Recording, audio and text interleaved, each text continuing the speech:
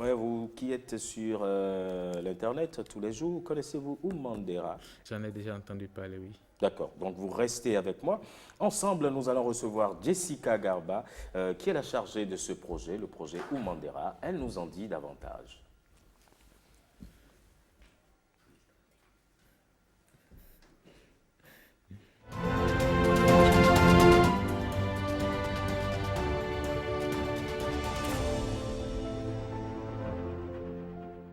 Jessica, Bonjour Serge, vous allez bien?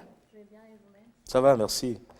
Puisque j'ai vu Oumandera, j'avais bien voulu commencer par dire, comment on dit bonjour en Bariba? Abouando. Ah, Alafia. D'accord. Oumandera, c'est bien Bariba, c'est ça? Oui, oui, Ouais. ça signifie il m'a aidé. Hmm. Il m'a aidé. Il m'a aidé. Et pourquoi ce projet, un projet comme celui-là d'abord? Sa Alors, genèse un peu. la genèse du projet tient de la vision vraiment d'accompagner les startups et les entreprises dans le secteur du numérique. Il y a déjà des actions qui ont été faites pour accompagner les entreprises en général dans d'autres secteurs, mais les spécificités du secteur du numérique, les spécificités des startups n'ont pas vraiment été adressées jusque-là. Et donc, le Fonds d'appui à l'entrepreneuriat numérique, qui est le projet global dans lequel Oumandera se positionne, ambitionne vraiment de pouvoir aider les entreprises par des appuis financiers, par de la formation, de l'accompagnement technique. Donc, Oumandera est la première grande action du projet Fonds d'appui à l'entrepreneuriat numérique. De façon concrète, comment est-ce que ça va se passer?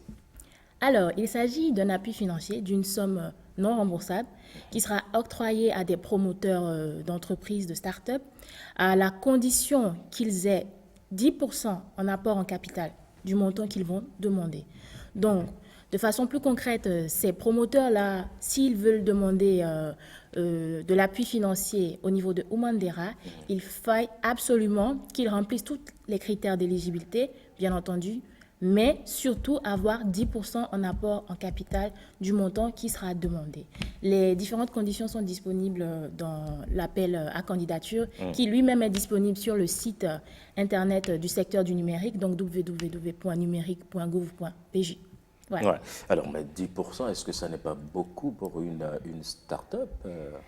Alors, pas du tout, Serge, parce que l'enveloppe, justement, la tranche dans laquelle les entreprises peuvent postuler, c'est de 5 millions à 50 millions. Donc, 5 millions, 10%, ça fait 500 000. Je pense que pour ce qui est de l'entrepreneur qui veut vraiment investir dans son entreprise, dans son projet, 500 000, c'est quand même pas cher payé. Ouais, c'est juste une petite partie, une infime partie. Maurice Tantan, vous avez une question? Non, je n'ai pas de question particulière, mais je pense que c'est un fonds qui est bienvenu. Parce que souvent, quand on discute avec les startups, Ouais. la question du financement revient souvent. Bien C'est vrai que on vous dira que ce n'est pas toujours la priorité, parce qu'en plus du financement, il faut avoir aussi l'accompagnement technique, il faut avoir les compétences, etc. Mais c'est essentiel.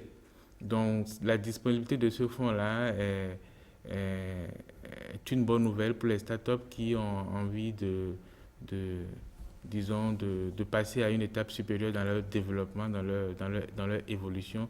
Moi, j'allais demander quel est le plafond que les startups peuvent demander dans le cadre de l'obtention de ce financement-là, jusqu'où ils peuvent aller.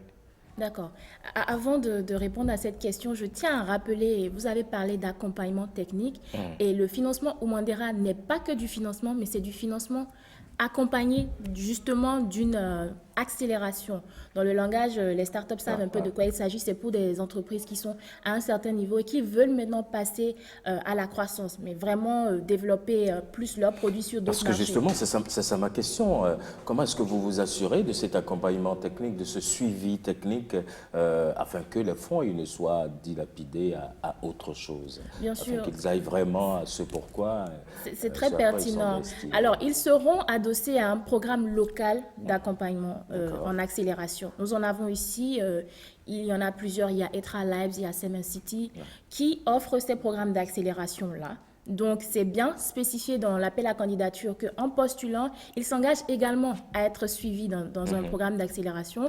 Et toujours pour le volet suivi, évaluation, également une commission sera mise en place pour vraiment suivre de très près les dépenses qui seront faites avec le financement qui sera obtenu. Et donc, Monsieur Tonton, pour revenir à votre question, le plafond est de 50 millions. Je l'ai dit, l'enveloppe est entre 5 millions et 50 millions. Donc, ils peuvent postuler dans cette fourchette-là.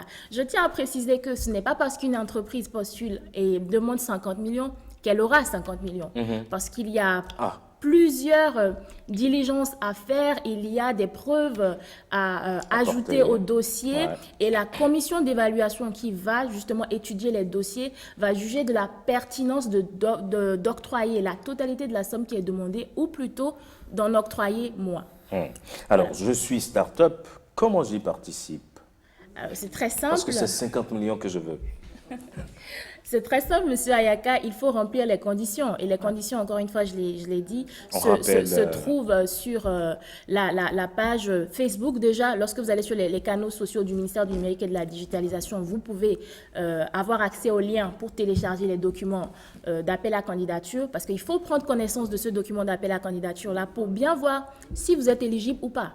Parce que toutes les startups ne sont pas éligibles. Ce n'est pas parce que vous êtes une startup ou que vous vous autoproclamez startup que vous êtes éligible. Donc, il faut bien voir les conditions.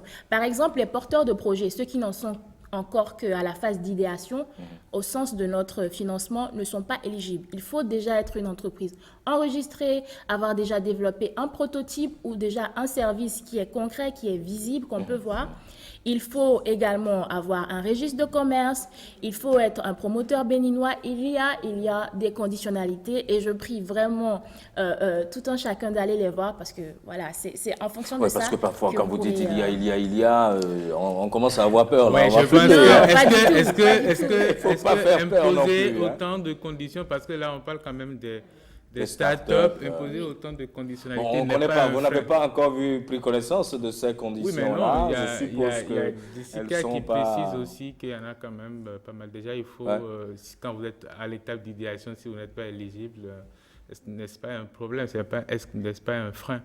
Alors, le financement Oumandera n'est pas adressé aux startups qui sont en phase d'idéation, mais le Fonds d'appui à l'entrepreneuriat numérique, qui est un projet plus global, je l'ai dit tantôt, va s'adresser à beaucoup de problématiques des startups, quel que soit leur niveau. Donc, startups en phase d'idéation, startups en phase d'amorçage, croissance et plus. Donc on va dire que pour le moment, Oumandera, c'est pour les startups qui sont déjà au niveau un peu avancé, exactement. Qui sont sur ce les autres pourront attendre et suivre nos actualités dans les prochains mois, les prochains jours pour voir ce qui va se passer. À propos, est-ce que, si tu permets...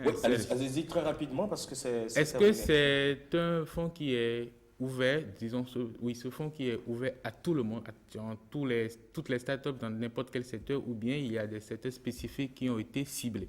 Bien sûr, c'est ouvert à tous les secteurs parce que le numérique est transversal. Vous pouvez être dans l'agriculture, dans l'agro, dans le tourisme, dans la fintech et quand même avoir du numérique dans votre chaîne de valeur. Donc, il faut juste nous prouver que vous utilisez à un moment les technologies numériques dans le développement de votre solution ou service de votre entreprise. Donc, vous n'êtes pas obligé d'être que numérique, mais il faut ajouter du numérique à ce que vous faites. D'accord. Voilà. J'ai cru comprendre qu'il y a un webinaire qui se prépare. Oui, un webinaire pour mieux informer les internautes qui se posent beaucoup de questions et les différentes parties prenantes. Donc, ce sera en début de semaine prochaine. Suivez les canaux sociaux du ministère du Numérique et de la Digitalisation pour savoir la date exacte. Voilà. Merci beaucoup à vous, Jessica. Merci, vous avez un mot pour boucler? Alors, je dirais que l'appel à candidature, il est en cours, les candidatures sont en cours, donc il faut vite faire pour postuler parce que quand même les preuves qui sont demandées vont peut-être être difficiles à réunir. Donc, allez-y, faites-le avant la date clôture. Moi, je vais vous rassurer, elles ne sont pas difficiles. Qui est le 31 octobre. 31 octobre, le 31 octobre à 17h. C'est court, hein? Oui. On a lancé depuis le 9. et pour une période de 3 semaines, de 21 jours. Bon, d'accord. Donc, On voilà. a encore vous avez encore quelques jours. Je peux Oui. vous rassurer que vous pouvez tous participer. Exactement. Allez-y seulement. Bon c'est courage pour, à tout le monde. exactement. Merci. Jessica, merci beaucoup. Hein. Merci Serge. Merci. Maurice. Bien le bonjour à tout le monde dans la maison numérique et digitalisation, à commencer par Madame le ministre, ainsi que tous les autres collègues qui sont avec vous. Merci. Vous passez Merci, un Serge. très bon jeudi. Pareil.